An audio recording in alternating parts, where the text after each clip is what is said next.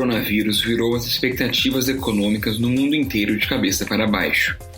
Depois de anos andando de ré ou em primeira marcha, a demanda por imóveis finalmente iria acelerar em 2020. Pelo menos é o que esperavam economistas e especialistas no segmento. As empresas do setor imobiliário estavam animadas para viver um novo ciclo e recuperar as vendas reprimidas. Além disso, pequenos investidores podiam se dar bem investindo em fundos imobiliários ou em ações de incorporadoras e shoppings. Os motores estavam aquecendo, turbinados pela retomada do crédito imobiliário e pela queda na taxa básica de juros, a Selic, que fez as taxas de juros dos financiamentos caírem para os menores níveis da história. O preço médio do aluguel residencial, que reage mais rápido à melhora da economia do que o valor médio de venda, já mostrava a aceleração do mercado. Em 2019, pela primeira vez desde 2013, o preço médio da locação subiu mais do que a inflação. A alta real, descontando a inflação, foi de 0,60% ao ano, segundo o índice FIPE-ZAP. Mas a Covid-19 levou a uma desaceleração brusca e fez os motores apagarem. A partir disso, o Direto ao Ponto busca entender o momento do setor e se vale a pena investir nele. Eu sou Eric Halpe, mas nesta sexta-feira, 5 de junho de 2020, quem comanda o programa é a minha colega Simone Schmidt. A edição é de Pedro Bastos. Bem-vindos!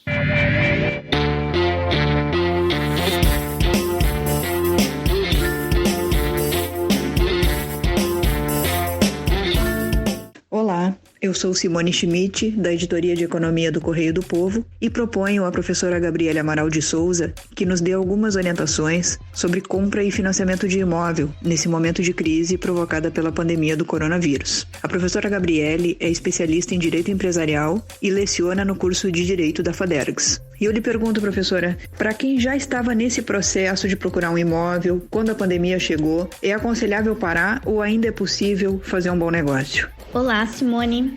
Primeiramente, eu gostaria então de agradecer a oportunidade de estar falando contigo e com os ouvintes do Correio do Povo. E já partindo para a resposta a esse teu primeiro questionamento, as pessoas que já estavam à procura de um bem imóvel quando foram surpreendidas pela pandemia do coronavírus devem se atentar a alguns fatores, tá? Um deles é o fato de que a compra de um imóvel, ela revela a aplicação de reservas financeiras e, na maioria dos casos, o comprometimento de uma parcela de renda familiar no pagamento desses financiamentos imobiliários, que normalmente são a longo prazo, o que pode vir a ser arriscado frente às incertezas da economia.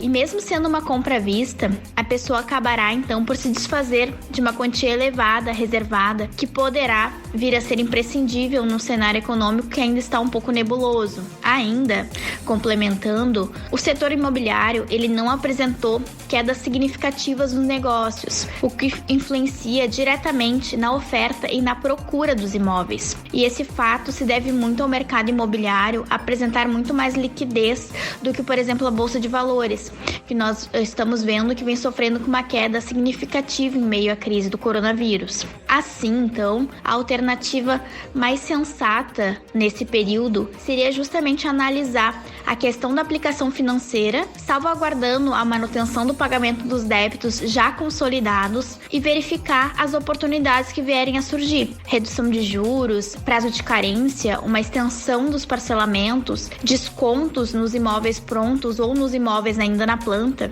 a fim, então, de vir a garantir um melhor negócio, justamente aproveitando a crise da pandemia do coronavírus.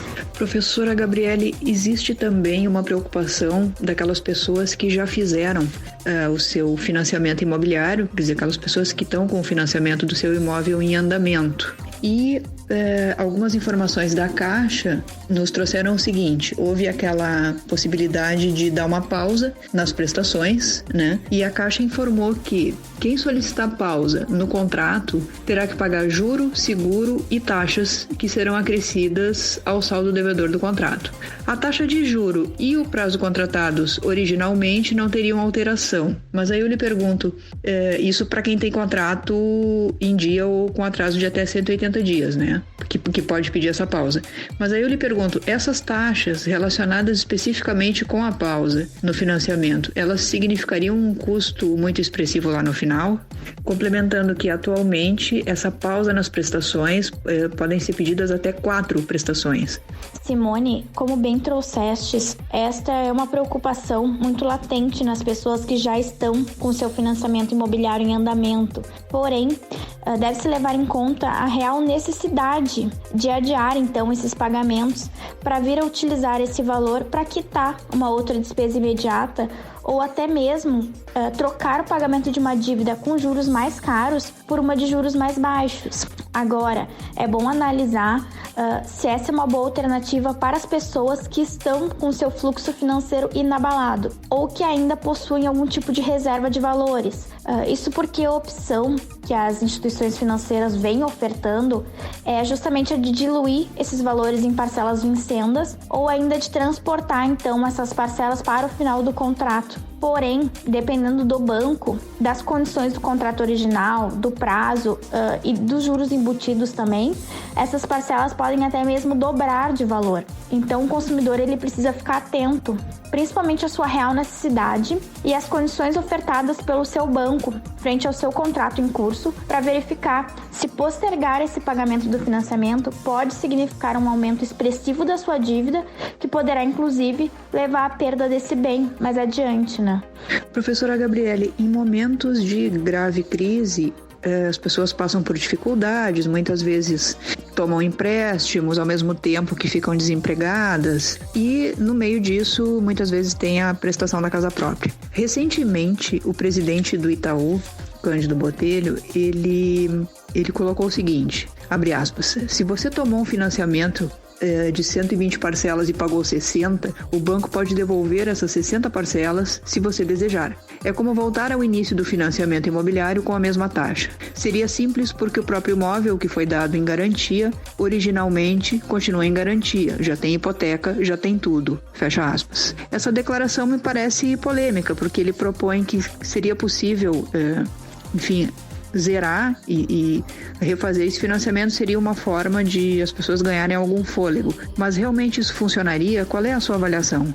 Só complementando que essa declaração do presidente do Itaú é uma sugestão dele, que segundo ele estaria sendo algo avaliado pelo Banco Central, mas não é nada oficial.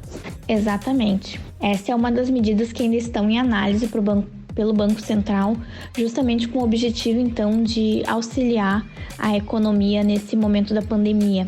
O que os consumidores devem levar em consideração também é o fato de que o crédito imobiliário ele já tem uma das taxas mais reduzidas no mercado. Então, se vier a ser aprovada essa medida, o consumidor deve levar em consideração o fator da sua própria liquidez, se ele recebendo, porque o intuito dessa medida é justamente o consumidor receber todo o valor já quitado e o contrato retomado zero. A partir da retomada desse contrato do zero, novas taxas do mercado vão ser aplicadas, é como se fosse um refinanciamento do imóvel. Então, o consumidor deve analisar frente à sua instituição financeira como vai ser feito esse recontrato, esse refinanciamento, quais as taxas do mercado vão ser aplicados, qual tipo de pagamento, como vai se dar esse pagamento a longo prazo, devem ser analisadas diversas situações. Ao mesmo tempo, que o consumidor também deve verificar se esse valor agora vai fazer diferença para liquidar daqui a pouco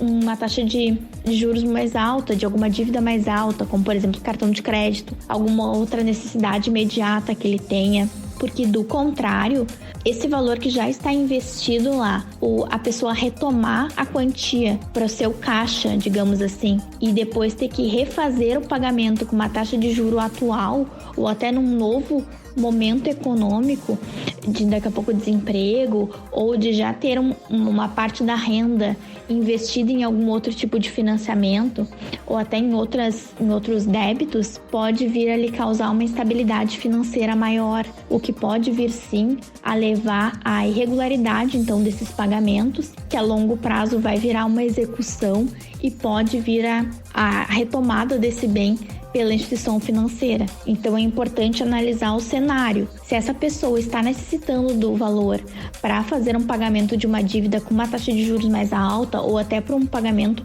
para uma questão imediata mesmo de subsistência, pode ser uma ótima ideia sim. Do contrário, essa pessoa retomar esse valor para daqui a pouco fomentar um caixa, para fazer uma reserva desse valor, deveria pensar um pouco mais, porque como o valor já está depositado lá, já está servindo como pagamento para um financiamento de algo que a pessoa vai ter que vai assumir como uma nova dívida e postergá-la ainda mais no tempo, pode ser que não venha a valer a pena. Então é importante analisar o cenário de cada uma das pessoas envolvidas no negócio e também qual vai ser a oferta trazida pela instituição financeira onde foi feito o financiamento. Claro, isso tudo se vier a ser aprovada, então, essa medida pelo Banco Central. Professora Gabriele, agradecemos muito a sua entrevista e os seus esclarecimentos. Eu que agradeço, Simone, a oportunidade, então, de estar conversando com vocês e de elucidar um pouco das dúvidas que vêm surgindo ao longo desses meses. E me coloco totalmente à disposição de vocês e agradeço o convite novamente.